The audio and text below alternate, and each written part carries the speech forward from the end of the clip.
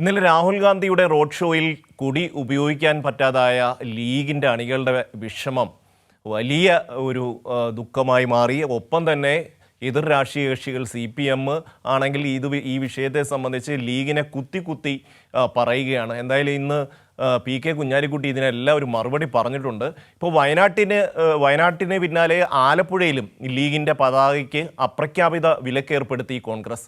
ഇതിനെതിരെ ആലപ്പുഴയിലെ ലീഗ് നേതാക്കൾ പ്രതിഷേധം രേഖപ്പെടുത്തി. ലീഗ് ജില്ലാ പ്രസിഡന്റ് അടക്കം പ്രധാന നേതാക്കൾ KC വേണുഗോപാലിൻ്റെ പ്രകടനത്തിൽ നിന്ന് ഭാഗികമായി വിട്ടുനിന്നു. കോൺഗ്രസിൻ്റെ പ്രധാന ഘടകകക്ഷിയായ ലീഗിനെ അവരുടെ പതാക പോലും പിടിക്കാൻ അനുവദിക്കാതെയാണ് ആലപ്പുഴയിലും പത്രികാ സമർപ്പണത്തിന് പ്രകടനമായി കോൺഗ്രസ് നേതാക്കൾ എത്തിയത്. ഇതിനിടയിൽ കോൺഗ്രസിൻ്റെ മറ്റ് ഘടകകക്ഷികളുടെ പതാകകളും പ്രവർത്തകർ പിടിക്കുന്നുണ്ടായിരുന്നു. ലീഗിൻ്റെ പതാകയോട് മാത്രം കോൺഗ്രസ് നേതൃത്വം കാണിക്കുന്ന ഈ വിവേചനത്തിനെതിരെ ശക്തമായ പ്രതിഷേധമാണ് ലീഗ് പ്രവർത്തകർക്കും നേതാക്കൾക്കും ഇടയിലുള്ളത്.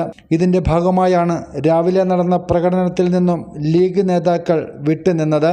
കളക്ടറേറ്റിൽ നടന്ന പത്രികാ സമർപ്പണത്തിൽ മാത്രമാണ് തെരഞ്ഞെടുപ്പ് കമ്മിറ്റി ചെയർമാൻ കൂടിയായ ലീഗ് ജില്ലാ പ്രസിഡന്റ് നസീർ പങ്കെടുത്തത്. തീവ്രവാദത്തിൻ്റെ പേരിൽ നിരോധിച്ച സംഘടനകൾ പോലും കൊടിയുമായി കോൺഗ്രസിനൊപ്പം പ്രകടനത്തിൽ പങ്കെടുത്തിട്ടും ഭാരതത്തിൻ്റെ സ്വാതന്ത്ര്യ സമരത്തിൽ പോലും പങ്കാളിയായ ലീഗിൻ്റെ പച്ചപ്പതാകയ്ക്ക് കോൺഗ്രസ് അയിത്തം കൽപ്പിച്ചതിനെതിരെ ശക്തമായ പ്രതിഷേധമാണ് പ്രവർത്തകർക്കിടയിൽ നിന്നും ഉയർന്നു വരുന്നത്. രഹസ്യമായി വോട്ട് വാങ്ങിക്കുകയും പരസ്യമായി UDF പ്രകടനത്തിൽ പതാക പിടിക്കാൻ പാടില്ല എന്ന് പറയുന്നത് ലീഗിനെ അപമാനിക്കുന്നതിന് തുല്യമാണെന്നാണ് പ്രവർത്തകർ പറയുന്നത്. ഷാജഹാൻ, കൈരളി ന്യൂസ്, ആലപ്പുഴ.